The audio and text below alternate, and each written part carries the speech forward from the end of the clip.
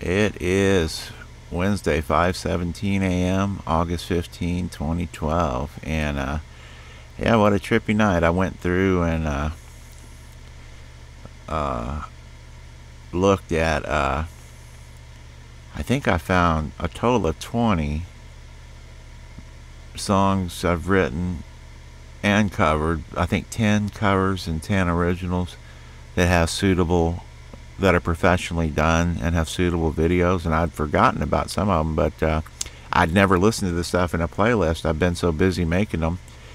But yeah, came out real good. I mean, just real good. I'm real proud of that. I'd never really looked at them before. In fact, I forget them quite a bit. I'll do them in 2 or 3 days straight usually, and then post them and forget all about them. And I had a brain injury, and I think it made me better. It did, really. It did. And I'll tell you, the thing is with that is that I can't remember anything but the songs I knew, the great classics, you know, Zepp and Pink Floyd and Sabbath and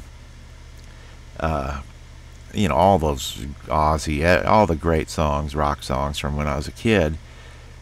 Then it kind of stops, and at a certain point, maybe 30 or something, my memory. But I can't remember songs anymore. I play everything I've been doing lately. I sit in front of the computer with the lyrics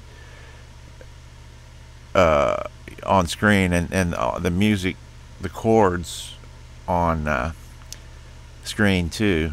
And I don't have a printer right now. That'd be handy so I could move around more. Even when I'm making the videos, I'm reading them off the screen because my memory's that bad. But what that's allowed me to do is I kind of see the pattern of the chords, and my hand kind of automatically goes there. It's kind of weird, but every time through I have to improvise, so it's different every time. And sometimes, according to my intensity that I'm able to get, you know, it's real good. Other times not so much, you know, but usually yeah, because it's like I have to sort of like speak in a language every time, like it's sort of natural. So it's made me better, you know. Go figure. There's that, you know. I'm making a pair of glasses actually that'll project an image of lyrics and chords so I can play live, you know, because I would be really bummed to try to play live. I think I could memorize stuff, but it might take like a week per song, you know, or and then have to play them every day. A lot of work. I mean, I can do it, but it'd be a lot easier to have it like projected on a glass deal in front, you know, on my glasses. So I'm making a deal like that, which is kind of not going along so great right now. I need some gear. And then, what else? Yeah, what a deal, man. I mean, if you happen, I decided to link my video log to my music because otherwise it just looks like a ranting madman and you have no idea if I'm, you know, what I'm capable of or if I'm any good at all or just a crazy man, you know. And, yeah, a lot of stuff. So I can't believe like 300 people accidentally clicked on this site in the last week or so. I did a thing with Chinese Iru. Wabue sho John Shinzai. Ni hao wada Haitza.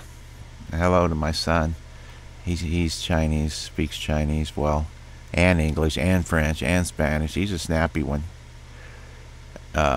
He'll be all right, you know. He's with his mom in China, I think. Good kid, smart kid. He's tough, man. Cody. Young Yao means foreign goat. He was born in the year of the goat.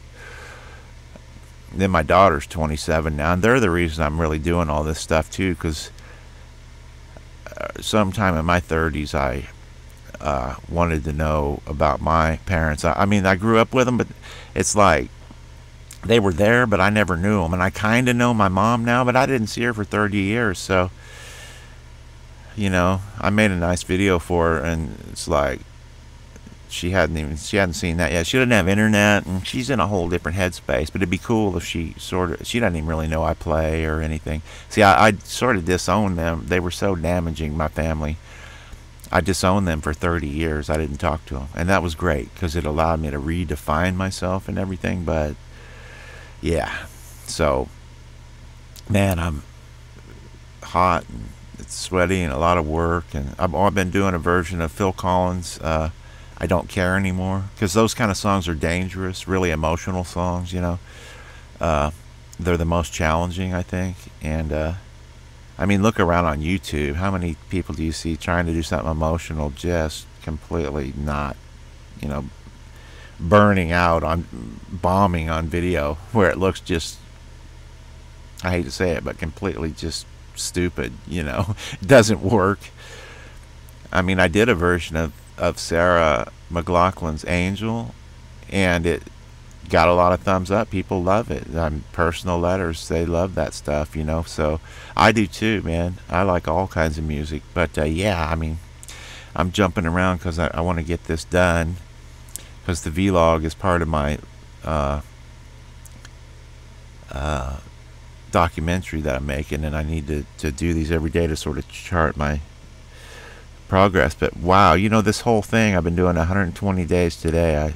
I 100 yeah, since April 15th, 2012. And man, I have become so much better of a musician and a producer overall. And a person. It's changed me, all this contact with other people. I can now really clearly see that, like, oh, when you put stuff before the public, it's kind of cool, because it makes you feel good, because if they don't like it, a whole bunch of people will give it thumbs down, which hasn't happened yet. And in fact, I was real surprised, the overwhelming number of thumbs up. 500 thumbs up on 10 songs in a month, the first month. 10,000 hits, now going on 15 and growing.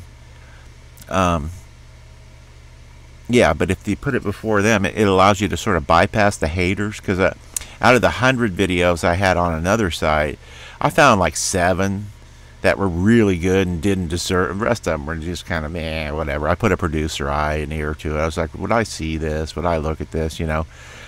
And that's what I try to do, is look objectively. And most of them I was like, no, man, I did that and it sucks. I'm the first to tell you. I don't know where my head was at the time, But then some of them, like 7 of them, did not have hardly any hits. And 2 or 3 of them had thumbs down. And I know exactly where that comes from. It's that kind of, I hate to say it, and it makes me sound like a complete ass, but that kind of jealousy and trying to torpedo you when you're doing good thing, And I've seen so much of that. There's one girl, Cray. If you ever watch this, Cray, you won't. Nobody ever watches anything on YouTube. That's kind of the problem with it. I think we all think that we know what we're doing so much, and that we don't sort of listen to input from others anymore, myself included. But I'm better at it. But YouTube seems to be, somebody wrote me a letter the other day about the self-serving sort of everything on YouTube. And that, when I was in the music industry, that whole thing of sort of like the self-obsessed, self-serving, self-promoting, self-aggrandizing thing disgusted me. And that's sort of why I didn't ever put my music forward or promote it. And seeing it in other people really disgusted me, and it embarrassed me too, for them. And always promoting myself has embarrassed me. But now I'm at the point where I've got a lot of good stuff. I've learned not to judge myself or others as quickly, and sort of step back and look at it and go, you know what, people would like this, I think, and they have, man. It's like how, with comments and coming in all the time and thumbs up and stuff, it's really hard for me to just say thank you, but if you've watched my music and liked it, thank you. And even if you gave it a thumbs down fairly, thanks, that's cool. I mean, I understand that. And but this whole thing, I mean, some nights shit rolls in like amazing, incredible, unbelievable, genius, shit like that, and I'm like, what are these people looking at? It's really hard, because just a lot of stuff. You know, the way I was raised. You know, my dad taught me to sort of be ashamed of anything good that happened to me and to downplay it and hide it or whatever. But yeah, I said I'd keep a video log, so I am. But a lot of stuff, good stuff. I had never seen my own playlist of stuff, and I put a really critical ear to it. I was ready to down thumb and trash everything. And it would, try it, you know, if you're on this site, try it. It's some of it's okay. Some of it's pretty good, you know. What are you going to do? But, oh yeah, Cray, man. That poor girl has it all. Looks, talent, everything. Her presentation needs a little tweaking, but every song of hers was good. And down thumbs on a lot of them from jealous little bitches. And I can see that so clearly now. The hate and the envy that goes on this thing. And when you have something borderline epic like she has, and some people have, it collects thumbs down from jealous people and haters and so on. But the great thing, when you put your music before hundreds of thousands of people and get a lot of hits, the thumbs get more even and fair and balanced, you know. And you'll figure out if something's pretty good from the damn thumbs, or if it ain't. So yeah, whew, that's about it. These are long, I know, but nobody will ever watch them anyway. So yeah, that's what I'm doing. Collecting stuff, and I finally decided to link the music to this site because it's got enough thumbs up now to where nobody could. One hater, I look at it and I go, somebody didn't care for that. Or it's obvious, like, oh really? So 500 people said that was cool, and there's 3 thumbs down. Like, you know, who's the asshole there? It just becomes real obvious about the bullshit, you know, the wannabes. Boy, that's a positive fucking note, huh?